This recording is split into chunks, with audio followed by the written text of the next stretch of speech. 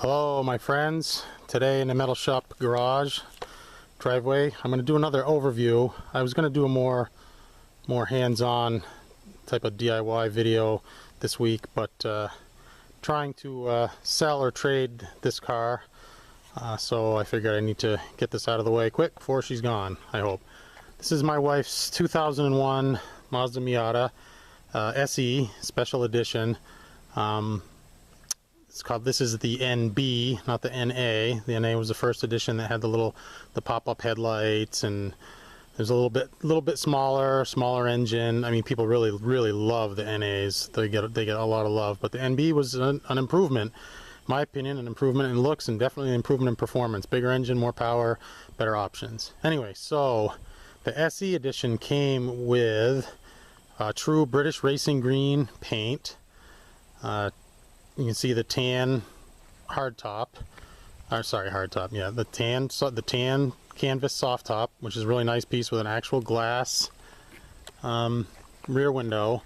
And I'll show you after. It came with a wooden Nardi steering wheel, wooden Nardi shift knob, and e-brake handle. That was in a tan leather interior. That was a special edition. Oh, sorry, also 6-speed limited slip differential, so some nice performance options in there. But Mazda really got it right with these Miatas. You know, they take a lot of grief as being, you know, chick cars, girl cars, whatever, but the formula is right there. Small, very lightweight, great handling, not an overabundance of power, but good power. Very revvy and responsive engines. So small, good handling, a very revvy engine. So they're really trying to capture that the MG, you know, the Triumph TR series, you know, the Austin Healey's, those little cars. I call this thing a roller skate, and Mazda, they totally nailed it. And on top of that, you get you know, great, you know, Japanese reliability. I mean, it's like, for all intents and purposes, it's like an economy car, you know, like a, you know, a Corolla, obviously more power, so on. You can see I've done the, I did a video about the, sorry for the wind, that's just Plasti-dipped the wheels in the gold. I thought it looked nice. I hand painted those calipers with a brush. It came out pretty good. Put the, you know, the necessary Mazda Speed high heat decal on it. And those are just eBay brakes, you know, the vented and slotted rotors. I mean, really just for looks. I mean, does it improve braking performance? You know, probably not. The SE came with chrome accents. These wheels under the Plasti-dip is chrome. Not too bad. They're reasonably presentable. Chrome hinges for the soft top. Chrome gas cap, kind of a cool accent piece there.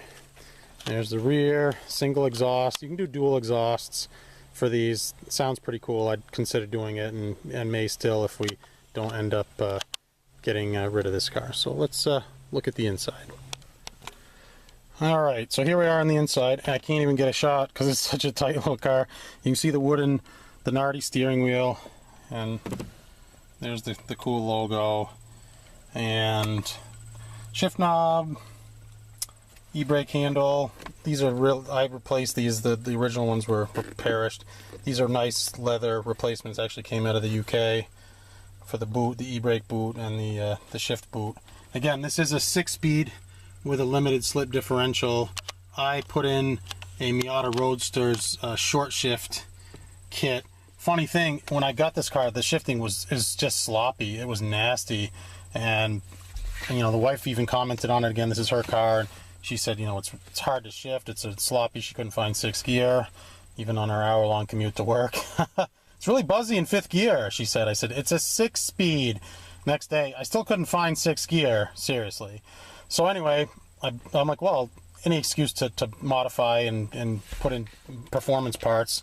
So I bought the Miata Roadsters short shift kit. When I go to install it, the tower bolts, the 3 tower bolts holding the stock shifter in, were all loose. I mean, they weren't even finger tight. That's what was causing the sloppiness.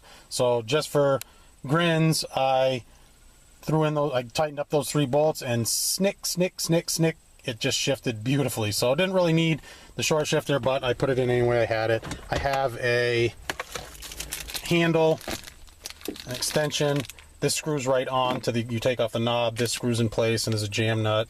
It brings, you know, the shifter up here if you wanted. I don't know what I was going to do with this, if I was going to do some parking lot, you know, rallies with it, cone courses, or, you know, something like that.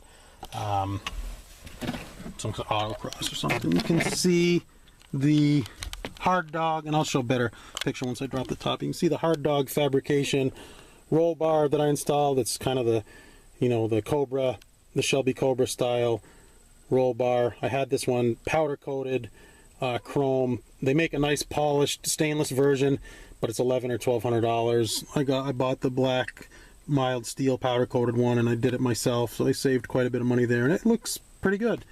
It's pretty presentable. So this thing, the soft top, is really a one person operation here. It's not really a big deal. You got these two latches, and you can flip open that top yourself, and it folds right down, even with the Hard Dog roll bar in place. I'm just going to give a quick pause here. The SE also comes with a nice Bose Stereo, and from, you know, being from 2001, it's a true sign of the times. You know, disc player. Does anybody use discs anymore? And it's only got the two speakers and the tweeters in the doors. Nothing spectacular. So here is the Hard Dog roll bar. Pretty involved process. I did a video, kind of a, not really a how-to, but kind of like an overview. That's my MO on the installation of the Hard Dog. It was a very, very involved process, but boy, does that, it just looks, it makes the look of this car. And for safety, I mean, you roll this thing over, I've seen plenty of videos of these things rolled over, that windshield just collapses. It's not, this thing's not going to save you in the event of a crash. You really, you know, you really need some form of a roll bar to protect you. So let's see, what else did I do? Did the short shift, did the Hard Dog Deuce. That's what that's called, the Deuce. Let's go look real quick under the hood.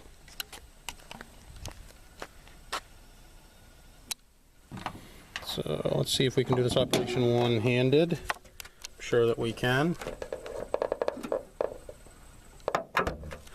And I showed this before in a video of itself. That's a Ferrari wrinkle coat, red, that I had powder coated on the valve train cover there. I had them clean up that plenum, and that's really, they just bead blasted it, and that's a clear powder coat. And then I had, you know, jet hot coating on the that exhaust guard right over there, just to, you know, just to clean up the engine bay. And I really haven't had to do anything to this car. Again, just Japanese reliability.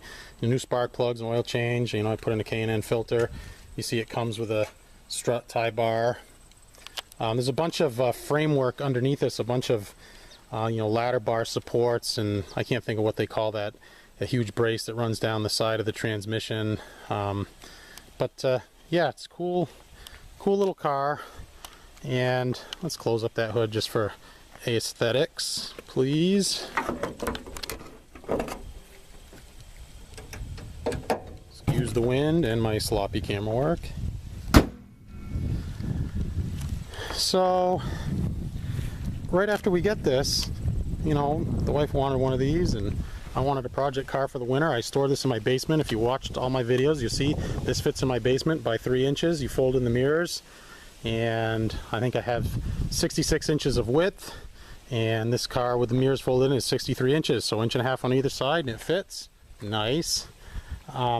So anyway, right after I get this, I know we're watching television, you know, you watch a lot of car shows, go figure, and there's a nice Fox body Mustang convertible on there, and the wife is like, wow, that is really nice. Why didn't you get me one of those? Seriously? I mean, oh my God, I wanted to, I was like, you've got to be kidding me. I'm a Ford guy, I'm a Fox body guy. You know, initially she told me for years she didn't want one of those cars and blah blah blah, and so now she's, you know, she's game for trading this thing up for a Fox body Mustang convertible. Again, fun. It's a great fun little car, but hey, if I can get another Fox body, which I know, you know, the ins and outs of very well, things to come, I promise you will see a nice overview video of that thing one day.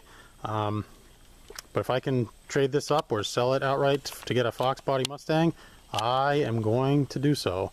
So I hope you appreciated this little, just a quick little overview of my Mazda Miata, my wife's Mazda Miata 2001 NB Special Edition British Racing Green with tan leather and Nardi wood equipment. Hard dog roll bar. Nice, that's just a nice sharp little car. Very fun. I would recommend them even if you're a guy. So as always, my friends, thank you for watching. If you are new to my channel, please consider subscribing. Give me a thumbs up. Again, I'm committed to my viewers and my subscribers to provide them good content that you want to watch if you're a gearhead like me. All right, my friends, take care.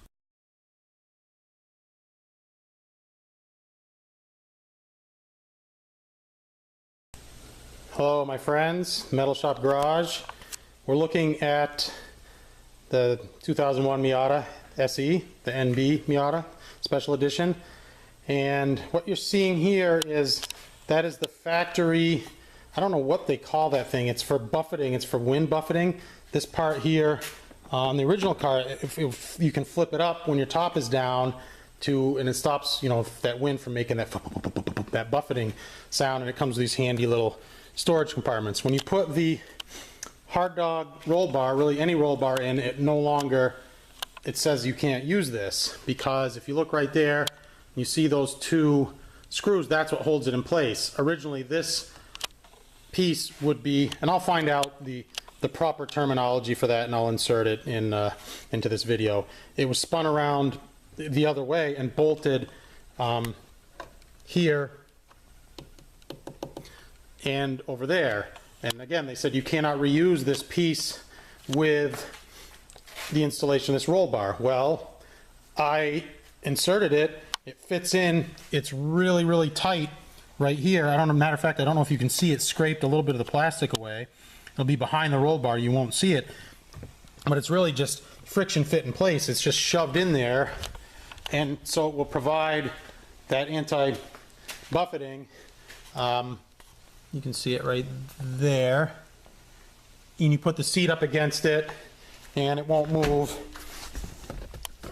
Sorry, one-handed. Let's put that seat all the way back. Bear with me. We'll hold it in place. You can't really put screws in it because the screw holes are right behind the roll bar, but yeah, kind of neat. It'll pop right out if you don't wish to use it, but you see that one, it doesn't look like it's quite level. It will no longer flip because since it's reversed, it wants to flip down, but you could easily, very easily just pop this thing right out and put it in the trunk if you wanted. So kind of cool. Sorry, bear with my bad camera work again for a minute while I put that seat back. Anyway, cool. So yeah, the reinstallation of the anti-buffeting flip-up dealy thing on a Mazda Miata NB. All right, my friends, thanks for watching.